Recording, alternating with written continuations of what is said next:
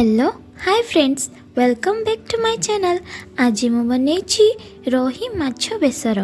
तेबे चलंतु ना देखिबा रोही माछ बेसर फुल रेसिपी आउ लुटिबाया मजा।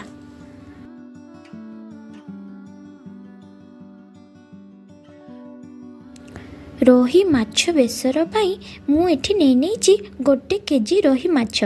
एठी मु छोट छोट माछ नै नैछि, आपण चाहिले बड़ माछ नै पारिबे।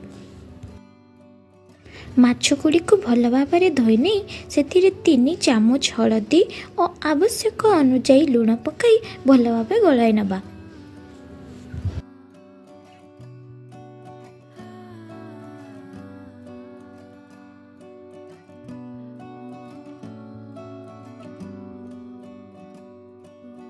वर्तमान बेसरर मसला पाई 1 बड़ चामच हलदिया सरिष, 1 बड़ चामच कला सरिष, हाफ चामच जीरा और 1 बड़ चामच पोस्त पानी रे गलाई दे 20 मिनिट छाड़ी दबा।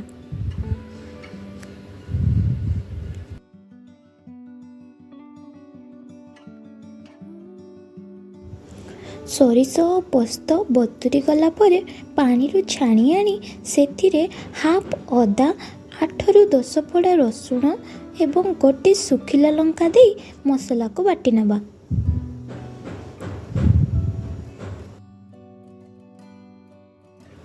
मु एठी मसला को शिଳରେ बाटी नेबी। आपण चाहिले ग्राइंडर साहाय्य मसला को बाटी पारिबे। तेबे माछ मांस रे ना शिଳର बटा टिके बेसी भल लागे।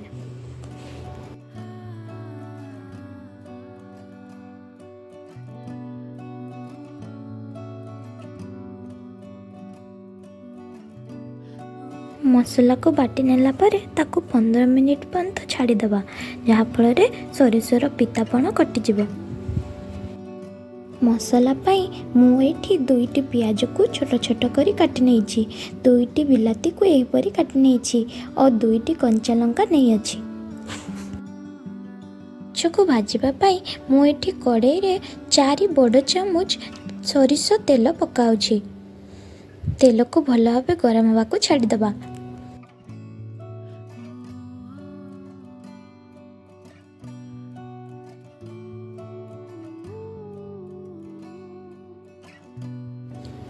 तेल भल भाव गरम हो गले सेथिरे आमे माछ गुड़ी को फ्राई करि नबा।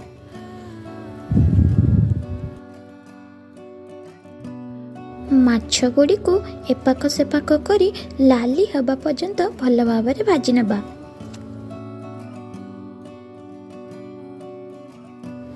एही प्रणाली रे मु संपूर्ण माछ गुड़ी को भल भाव भाजी नेछि।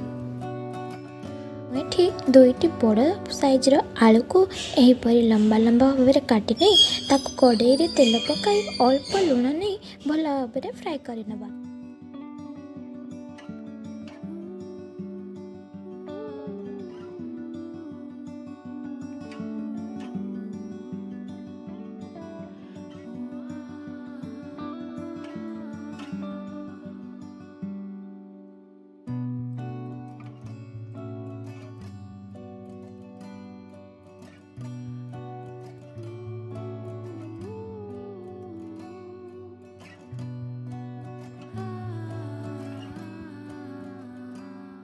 आलू गुड़ी को भल भाव फ्राए हो गला परे आमे ताको कड़ाई रु काढ़ी आनिबा। माछ एवं आलू भाजी सारिला परे जेतिकी तेल बळी जाइतला मु सेतिरे आउ अल्प तेल मिसाई तरकारी को प्रस्तुत करनेबी। आपण चाहिले अलगा तेल व्यवहार करि परिबे।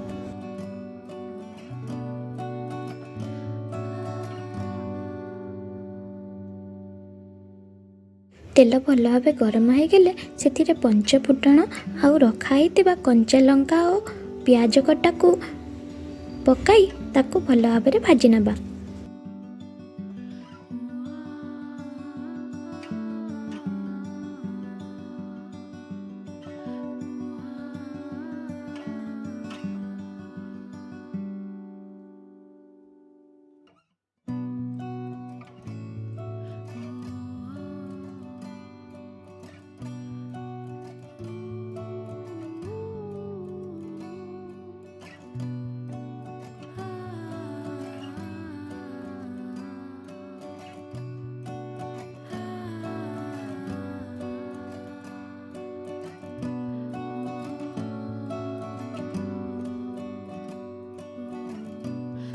पियाज रे हल्का ब्राउन कलर आसीगले पूर्वर बटा होइतिबा सरिष बटा को आमे सेतिरे देई दबा। सरिष बटा को तेल रे देला बेले गैस रा फ्लेम को लो रखिबा।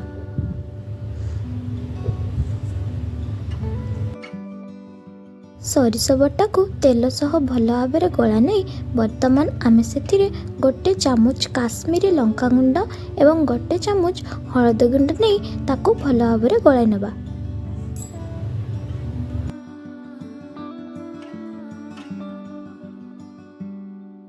वर्तमान सरिष मसला को गोटे मिनिट पर्यंत भल भाव कषि नबा।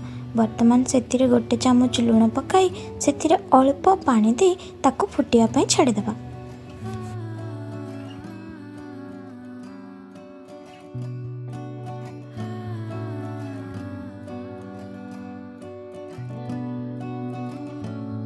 फ्रेंड्स मु कही रखुची सरिष मसला को तेल रे बेसी समय फ्राई करले ताहा पिता लगे तेणु अल्प समय पर्यंत फ्राई करी सेतिरे पानी दे ताको भल भाव सिझिबा पई छाड़ी देबे।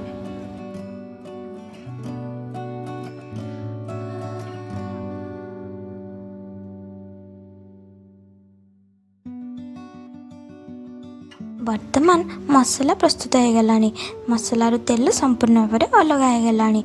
एबे आमे एथिरे काटी रखिथिबा बिलाती को एवं 2 खंड आंबुल पकाई ताको भल भाव नाड़ी नबा।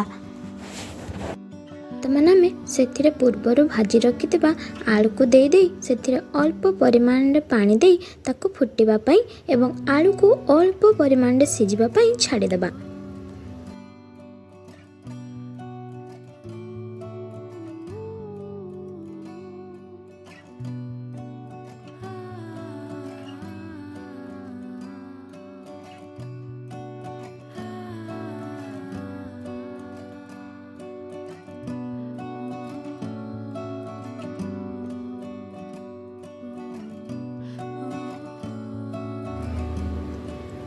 एबे आमर एठी बिलाती गुड़िक भल भाव सिझी जाइए आलू मध्य भल भाव सिझी जाइए आउ मसलारू तेल संपूर्ण भाव में बाहर को बाहरी आसी।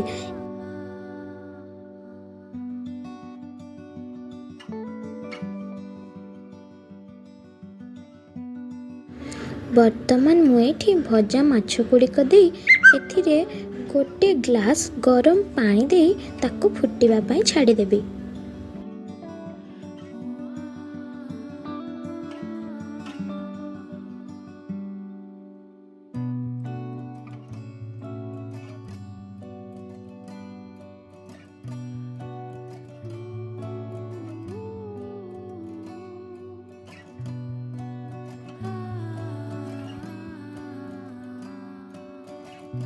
वर्तमान आपण एठी देखि पारुथिबे माछ गुड़िक संपूर्ण भाव में नरम हो गले।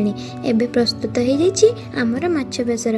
हाँ हाँ एटा खाली माछ बेसर नुहे एटा होची रोही माछ बेसर सेटा भी मो हाथ स्पेशल। तेबे मु तो बने देली आपण मैंने भी ट्राई करंतु ना।